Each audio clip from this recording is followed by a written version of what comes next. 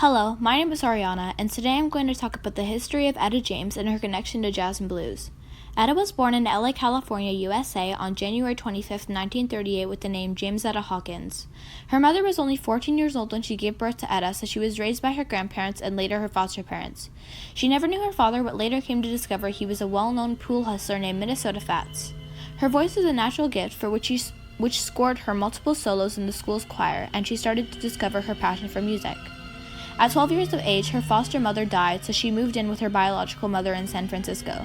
Since she had very little supervision, she found herself involved in juvenile delinquency, but also, as she went out, she formed a group with her friends called the Creolettes, an a cappella group.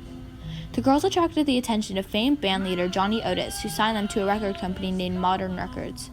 After a few weeks, they changed their name to the Peaches and started writing songs such as Roll With Me Henry, which was later renamed to The Wallflower and became a hit in 1955. After charting many other songs, the Peaches broke up and Ella started with her solo career. After many years of cutting low-selling singles from Modern Records, finally, in 1960, Leonard Chess signed her to a new record deal with Chess Records. After about 10 years, in 1970, Etta embraced a style of R&B with a touch of jazz and soul, and scored her a number of hits for the label including All I Could Do Is Cry and My Dearest Darling.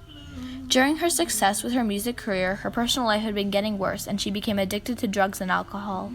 As she started going to rehab in the late 70s, she got back by performing at jazz and blues festivals, and she even started working with big-time fans, the Rolling Stones, and toured with them. She also signed off with the Warner Bros. All of this touring and being away from rehab got her to become addicted once more, and this time a bit more severe. After making that many hit records and albums and working with many amazing and talented artists, she was unfortunately diagnosed with terminal leukemia due to her drug addiction and passed away on January 20th, 2012 at the age of 73. Some of her most famous songs include I'd Rather Go Blind, Something's Got a Hold on Me, and At Last, one of her most famous songs. To describe her style, I will use At Last as an example. The song has a slow, largo tempo in 4/4 time, and the dynamics vary between piano and mezzo forte.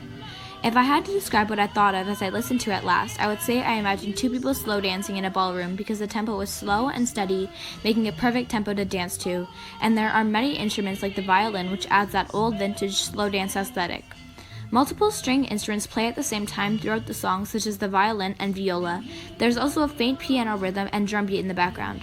When Etta James performed At Last at the 1993 Rock and Roll Hall of Fame, she added many more instruments to make the performance more interesting, such as trumpet and saxophone, that made everything sound amazing. So I did enjoy the live performance, and the overall song, in my opinion, is beautiful because of how easy it is to improvise on. The slowness and simple qualities of the song make it easy for singers to cover and add riffs and runs to the song. Overall, Etta James was an extremely talented vocalist. She didn't play any other instruments, but her voice is enough to make the crowd love her and her music. She was an amazing vocalist who got to sign with many amazing talented artists who helped her get to where she is today. Thank you for listening to my presentation. I hope you have an amazing day.